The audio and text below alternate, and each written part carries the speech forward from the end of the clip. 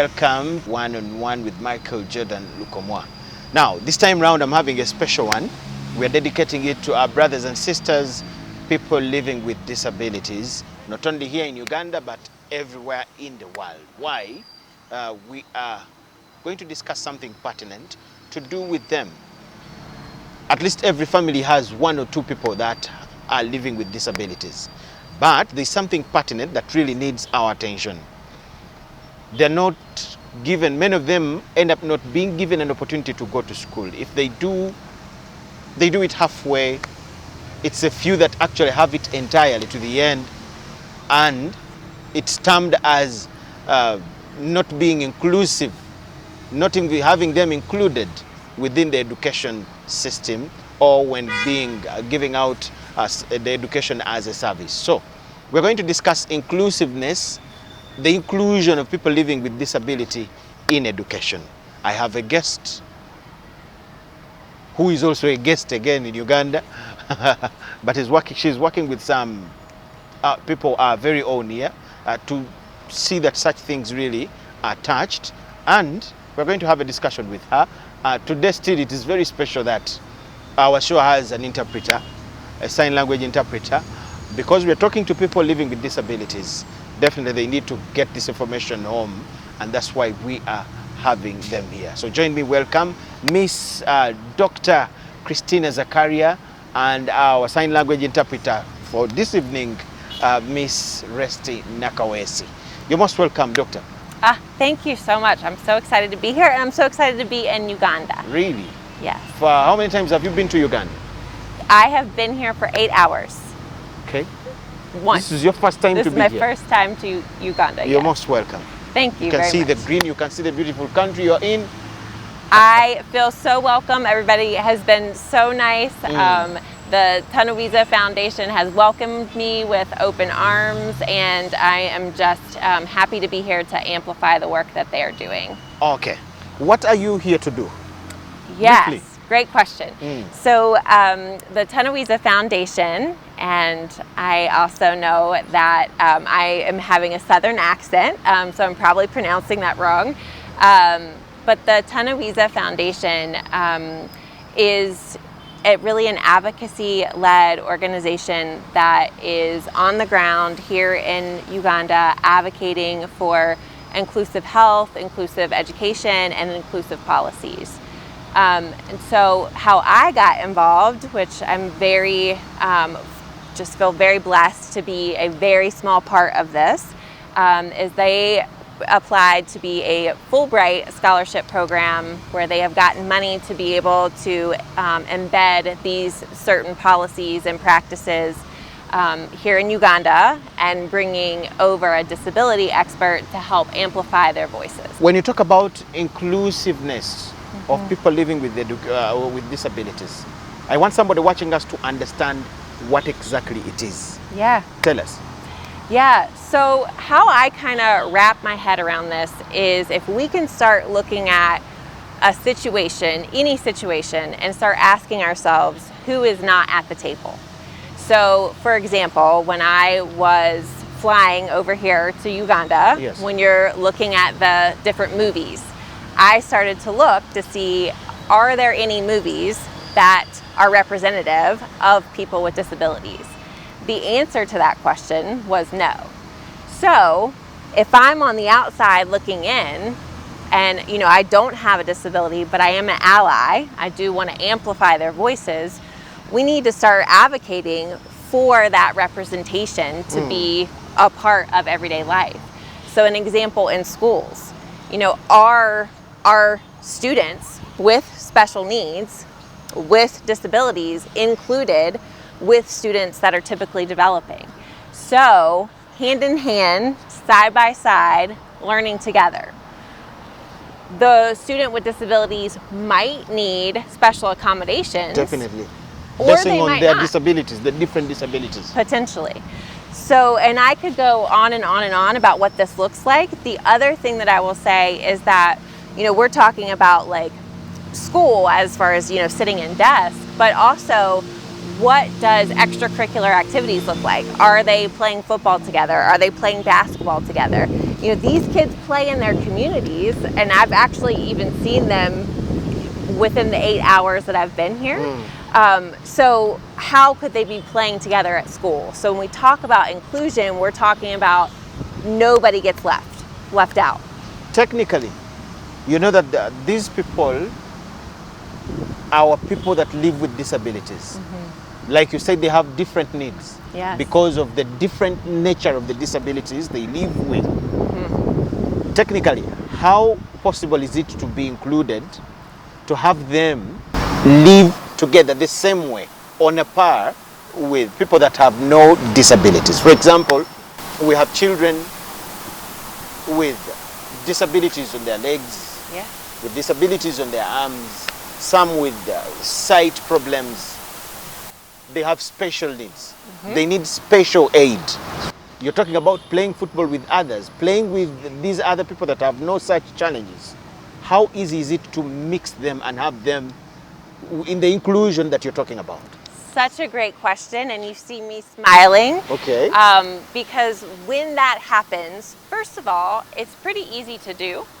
And second of all, when that does happen, not just the students with disabilities benefit, everybody benefits. How? So if you and I are on that team, we are going to be active members of that team. We are going to be participating with those students with disabilities.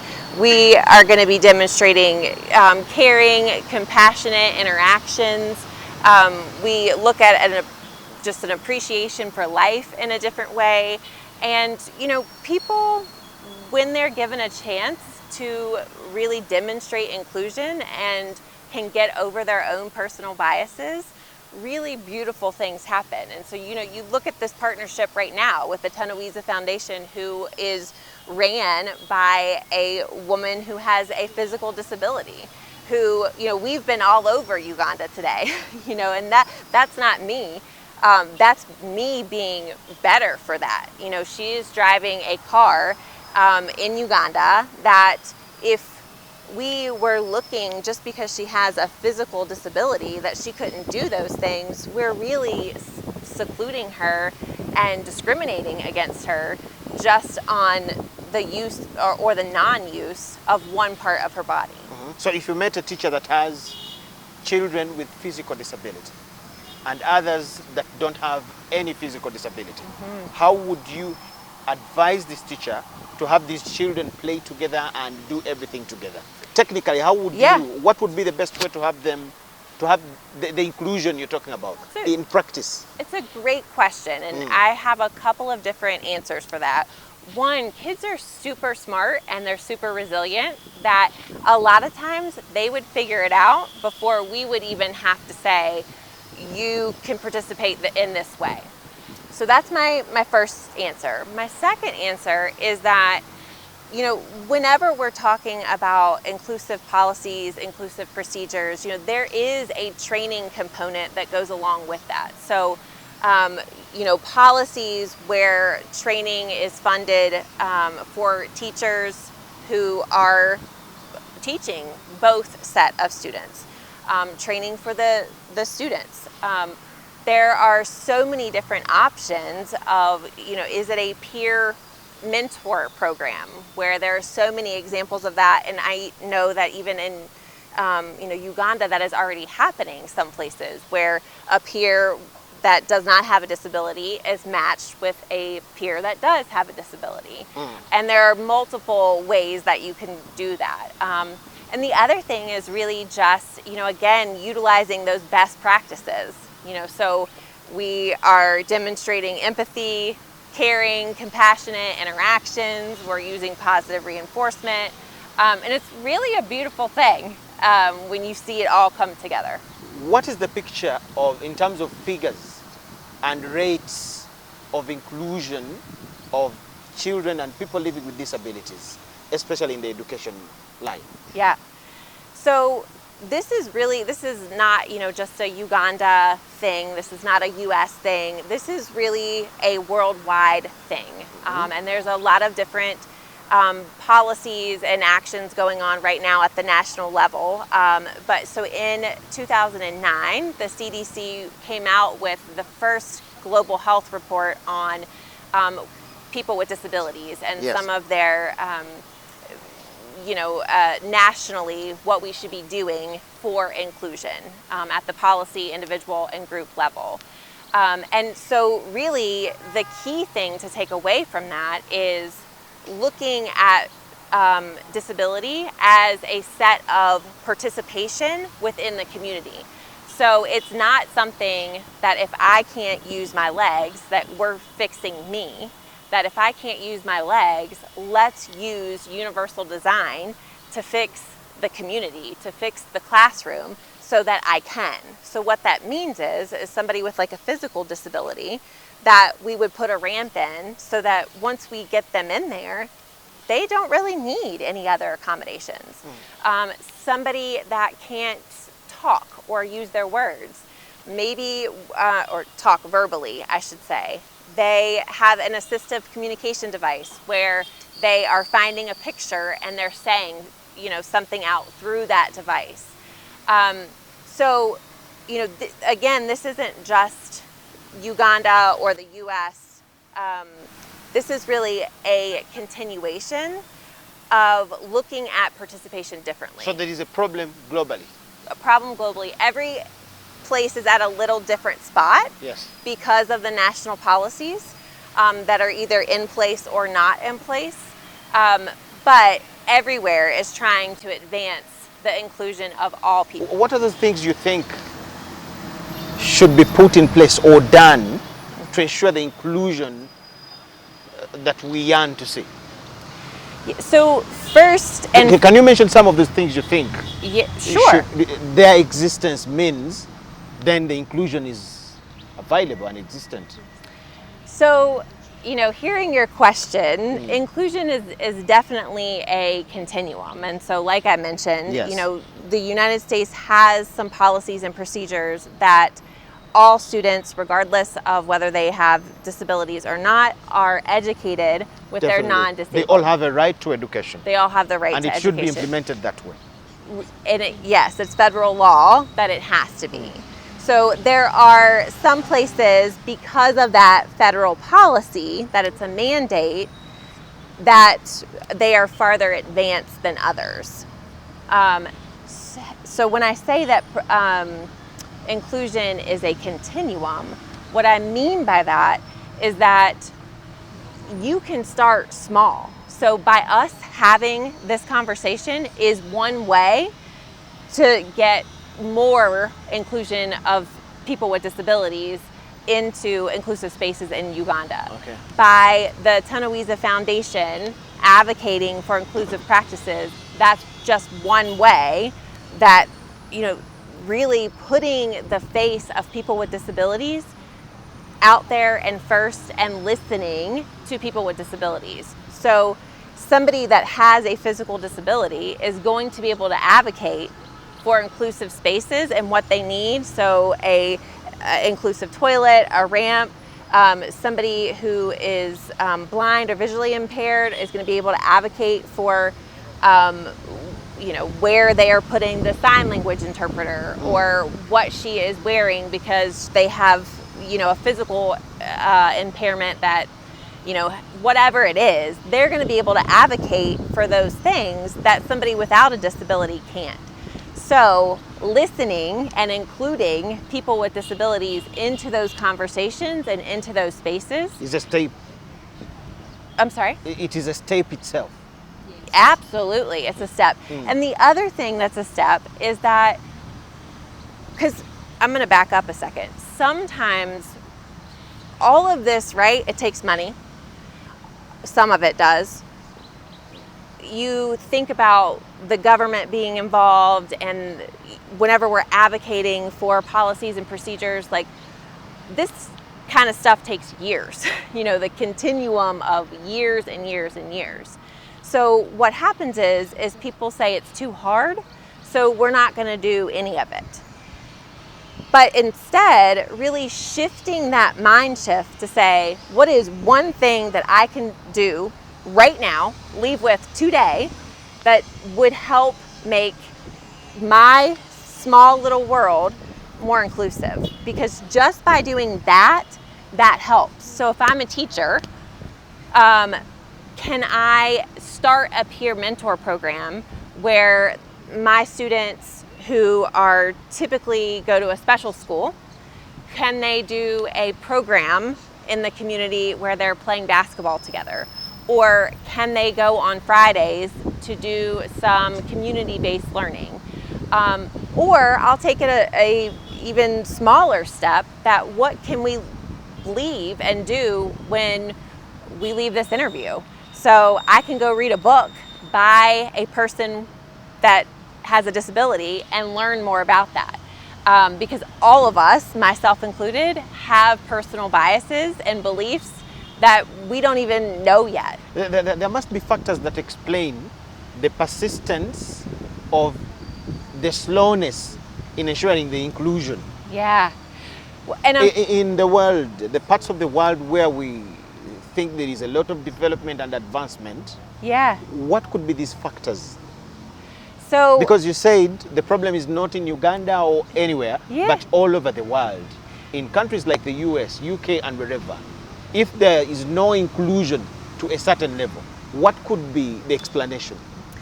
So on a big level, implementation science tells us, not to get too technical here, but it tells us anytime that we are trying to implement any large-scale change, that it takes time, and it's a systematic way to put this change into practice that involves from the policy level all the way to the individual level. So that's one answer, that it takes a while. The other part is that, we're talking about human behavior. We're talking about human behavior's mind shifts and belief systems that need to change. And so, this is not saying that we have it figured out. There are people involved that are having to shift their mind shifts, but so with that comes the training and coaching component as well. Okay. And the other thing is funding. So dedicating an adequate amount of professional development funds, educational funds, all of those components, and you have to have willing people. And I think for a lot of it, we do. Come to Africa, Uganda. Yes. We have a number of challenges that definitely would fail any attempts or some attempts to ensure inclusion. Mm-hmm. Some of our people are really poor, mindset and things like that. Mm-hmm. How can we overcome all that to ensure the inclusion that you are talking about? Because some people cannot afford, some of the children with disabilities, their education may end up being expensive. Mm-hmm. Because they need aids. Right. Reading aid for those that have visual impairments, walking assistance, equipment to walk, things like that. Some need special teachers. Yep. Don't you see a limitation? I don't. There. And I'll tell you why. And this, I get really excited about this because you have people in Uganda that are committed to doing that work. And the Tunawiza Foundation is really leading the way and leading that path. And so all it takes is for a couple of people to be crazy enough to think that they can change the world. And I'm telling you that this organization is leading that. The other component is that by us really taking the lead of people that are advocating for inclusion, and by helping, they are going to different schools and working with kids on what inclusion looks like. That meaning self-advocacy and self-determination. So we're teaching, or they really, not me, because I haven't been yet, they are teaching kids how are we empowered? How can I really advocate for what I need? How do I advocate that I need help? how do I advocate that I want to be with my friends at this school and not go to a special school? How do I advocate that, hey, I want to learn what all of my other friends are learning because I want to go to post-grad. I want to live with my friends in the community in this apartment on the 6th floor. So having an organization that has so many connections and that is really advocating for those inclusive practices and places, that's where it starts. And again, that self-advocacy component of all it takes is for that one student with disability to say, when you are giving me directions, I need you to slow down. That's okay. That's where it starts, right there. So now if I'm the teacher, I'm going to slow down. You see, you're talking to a child that has managed to get to school.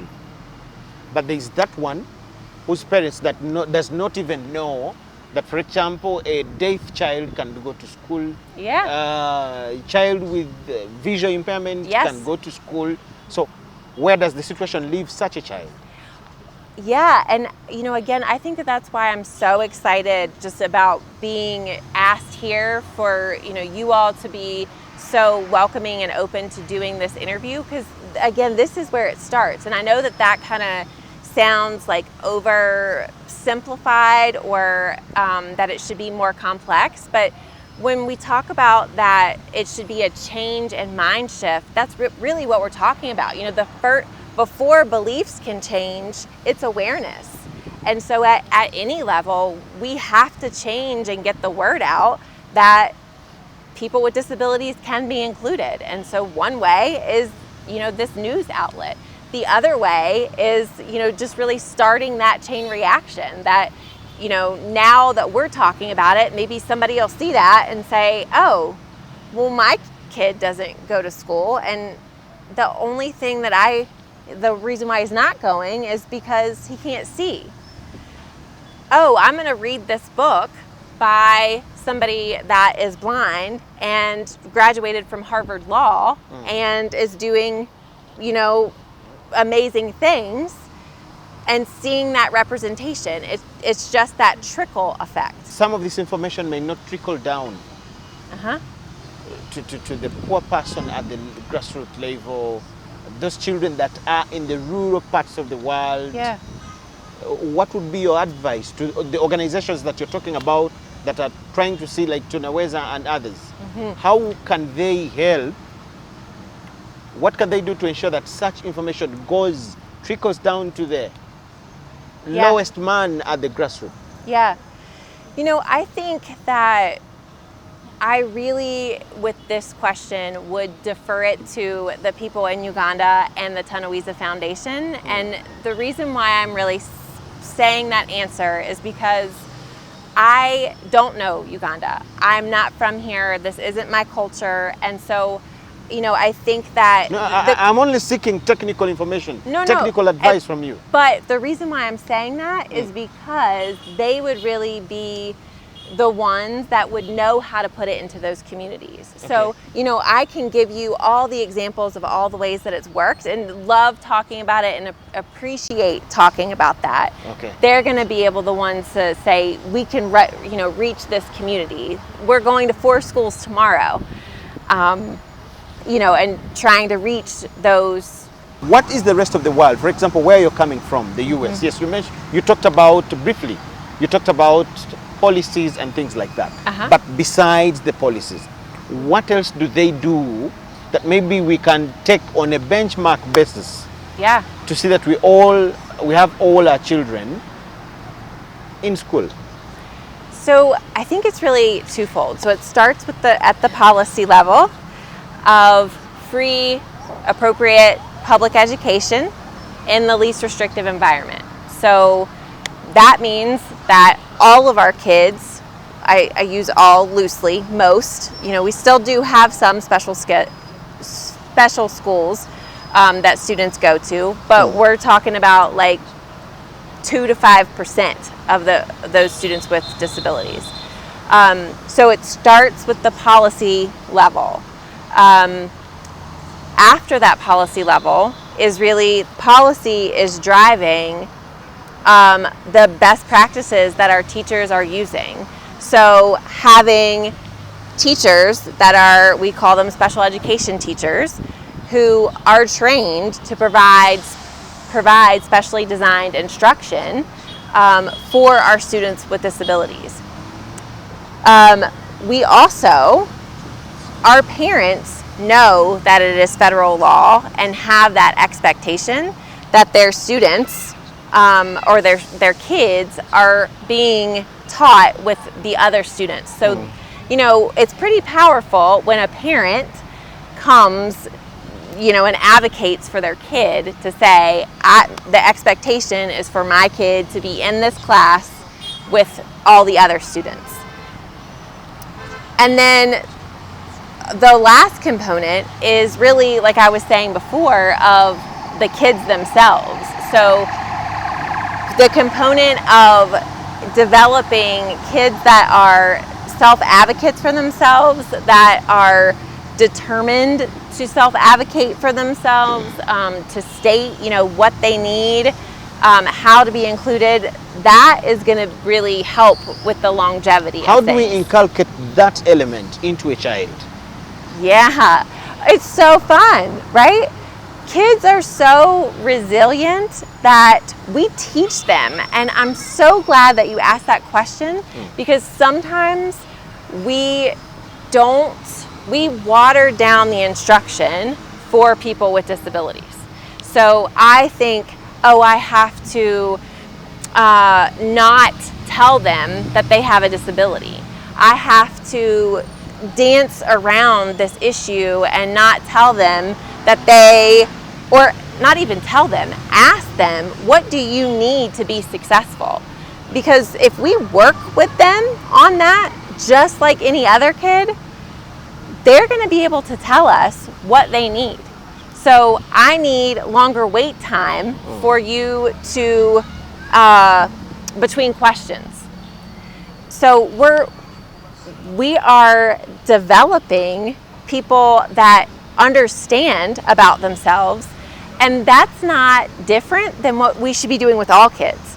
So if I am a student without a disability, right, I should be learning how I learn the best. What are my strengths? What are my weaknesses? What are things that I like? All people can benefit from that. With the picture that you have given about how your country and other developed countries have managed to bring on board the inclusion, when you look at our picture this side, yep, considering all the challenges and whatever, do you think we can handle, and how long or how much do we need to put in to get to where these other countries have managed to get? Yes. So I think that everybody started somewhere. I think if you look at the United States, yes, 30 years ago, we have come a long way in 30 years. And that's not to say that we've hit it and we can't improve, because that's also not the case.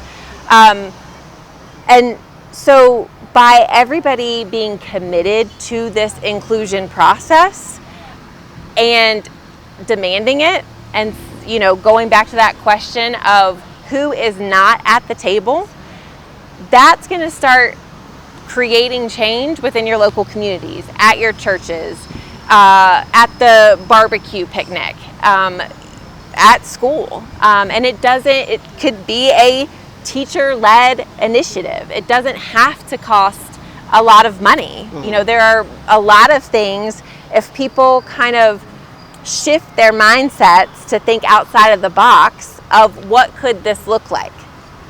Okay, you said it could be a teacher-led initiative. But who should be at the forefront, and who has to play what role? We have a parent in the play, we have the teacher here, we have the authorities that formulate and implement policies. Who has to do what? Yeah. To have our children in the inclusion? So I really want to focus on the individual level, but I also, just as important, but who has to play what role? Yeah, so yes, at the government level, there has to be more funds and adequate funds for people with disabilities and education. Because as you mentioned, and the research, the national research tells us that inclusive spaces and inclusive programming does come with a cost. However, that cost isn't specific to the people with disabilities. Yes. That cost is really going to forward move and help instruction move forward for all kids. So there has to be that government policy level, and this isn't my opinion, this is what implementation of any initiative, it has to have a federal kind of policy mandate that is going to then drive the practices that are moving forward. So like in the United States, we were talking earlier that so students with disabilities have an individualized education plan. So that individualized education plan drives their instruction. So they get the curriculum to the best extent to their abilities, but then they have this specially designed program that has what is the present level of performance, which includes their strengths, their weaknesses, or things that they could improve on. It has goals that are measurable, that are observable, that are directly related to their disability. And then those goals, because they are measurable and observable, then we can make data-based change based off of the data that we're collecting. That is a federal mandate that every student with a disability has to have that document. So it starts with that, a policy such as that then drives the practice, that then drives the change. Now, as soon as I say that, it can also go the other way, it's just slower. So we don't have to wait on a government policy. There's people that are actively working on that right now, as we speak. Like we were saying before, you and I can leave this conversation and go do something inclusive for our communities. True. Our civil society organizations, you are here because of one. Do you think they can really play a role as well? I think they are the role. They are absolutely the role. Yes. How? So the Tunawiza Foundation is advocating for that policy change and those inclusive practices. They are doing inclusive programming at local schools, helping students to really think about how can I use self-advocacy. Right now they have this program that is really peers helping peers. So at the college level and pairing with students to really have that, what could life look like after I graduate? I want to go on to college. What can that look like? Now we have challenges where people living with disabilities again get to face other problems, early marriages, early unwanted pregnancies, and it becomes a mix of challenges just within. Sure. How can those ones again be helped? Yeah. So the other really cool thing about the Tunawiza Foundation, and I'm sure that there are other organizations also doing the work, I just happen to be involved in this one. But so they are really looking at it from a systems approach. And so they just got a grant where they are really working on to advocate with the community about HIV prevention and awareness, and it's saying that it's not just enough to be included. Well, what does that mean? We know that people with disabilities are disproportionately affected all over the world by all of the factors that you just mentioned. So having, again, that awareness training, that belief and mind shift that people with disabilities deserve to know about their health conditions, whether it's disabilities or other factors that are affecting them as well. We have still schools that are designed, for example, for the deaf. We have education lines that are designed for people with visual impairment. Isn't that inclusion? No, it's not inclusion. How? Because by the virtue of the special needs that they require to have education, they end up having a designated or designed school that can cater for their needs. So why do you look at that as not inclusion? So I think we would need to take a global look at what that means. And so I am not an advocate that there shouldn't be special schools. I think that there is a continuum, and some people require a certain amount of accommodations, but others do not.